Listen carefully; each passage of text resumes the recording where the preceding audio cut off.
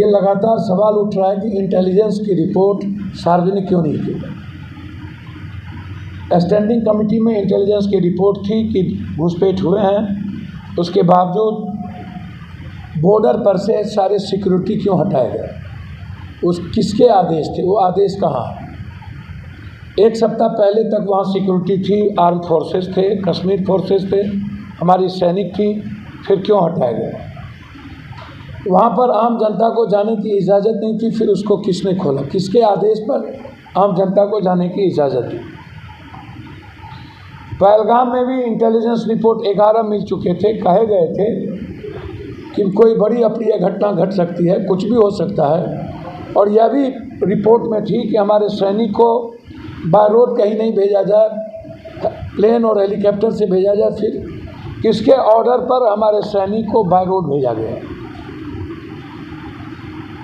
इसके पीछे कौन है। हथियार और बारूद पाकिस्तान के से नहीं आता है, घुसपैठ होती है, लेकिन 3 क्विंटल बारूद पाकिस्तान से नहीं आ सकता। तो हिंदुस्तान में कौन लोग हैं जो इस बारूद को मुहैया कराया, उसकी खबर आज तक क्यों नहीं। पहलगाम के बाद कितने लोगों को, पहलगाम के दोषी को ख़त्म की गई, मारा गया, उसके बाद वो कहाँ है। मुनासिर अहमद जो पुलवामा के वक्त भी उसकी बात आई कि मुनासिर अहमद ने ही साजिश रचा, और पहलगाम में भी मुनासिर अहमद की नाम आई। तो 6 साल के बाद पुलवामा और पहलगाम के बीच में मुनासिर अहमद को मरवाया क्यों नहीं गया। कौन कौन आतंकवादी अभी तक मरे, कितने आतंकवादी मरे, बड़े आतंकवादी का नाम क्या है।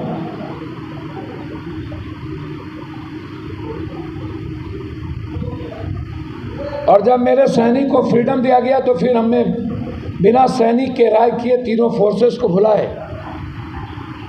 आप सिर्फ ट्रंप के ट्वीट पर और यह कहना कि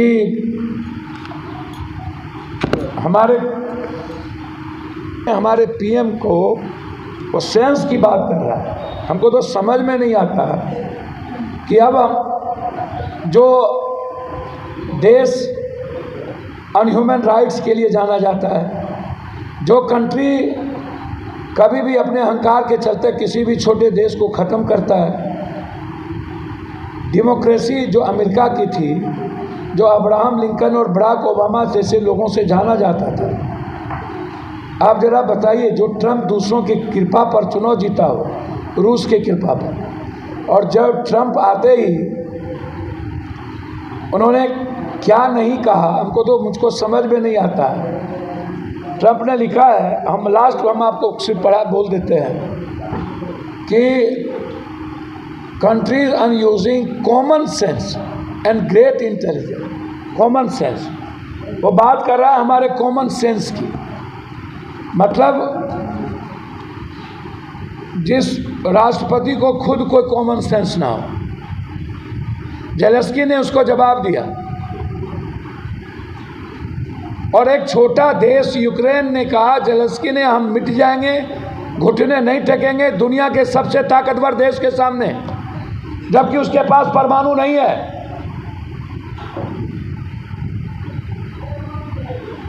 वो अपने आत्मसम्मान और स्वाभिमान से कोई पूरा देश सपोर्ट में, पूरी विपक्ष सपोर्ट में, राहुल गांधी जी ने उसने कहा कोई राजनीति नहीं।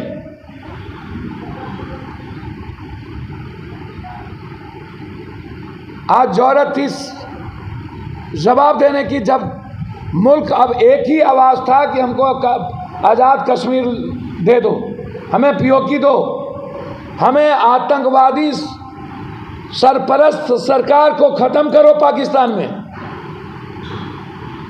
पाकिस्तान की जनता हमसे ज़्यादा परेशान है आतंकवादियों से। उस मुल्क में जो सरकार आतंकवादियों के इशारे पर चलता हो, सरकार से ज़्यादा पैसे आतंकवादियों के पास हो, जिस देश की सेना आतंकवादियों के सहारे जीता हो, उसकी पंचायती ट्रंप कैसे कर सकती है। इंदिरा गांधी जी ने अमेरिका को दुस्साहस कहा था, 4000 किलोमीटर बैठ के कोई देश मेरे भारत के बारे में निर्णय ना ले। चाइना को उन्होंने धमकी देके समाप्त करने की कोशिश की। चाइना को उन्होंने हिम्मत दिखाई भारत की। उन्होंने भारत के आत्मसम्मान के लिए बिना गोली चलाए, बिना किसी कैजुअलिटी के बांग्लादेश को भारत का सच्चा देश बनाया, पाकिस्तान के टुकड़े किए। इंदिरा गांधी के रहते कभी भी पाकिस्तान, आज तक भरोसा कैसे करें हम? लाल बहादुर शास्त्री से लेकर के आज तक पाकिस्तान ने मेरे साथ धुरतई की है।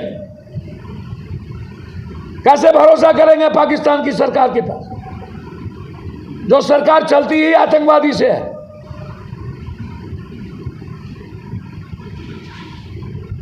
उस पर भरोसा करें। 71 में इंदिरा गांधी जी ने पूरी दुनिया को अपनी ओर किया था।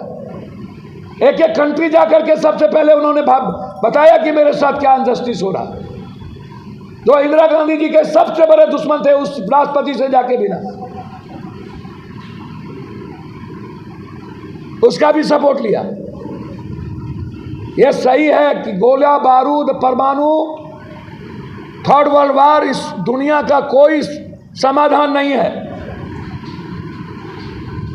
लेकिन समाधान तो है ना कि हम पूरी दुनिया को एक करके आतंकवादियों को समाप्त करें।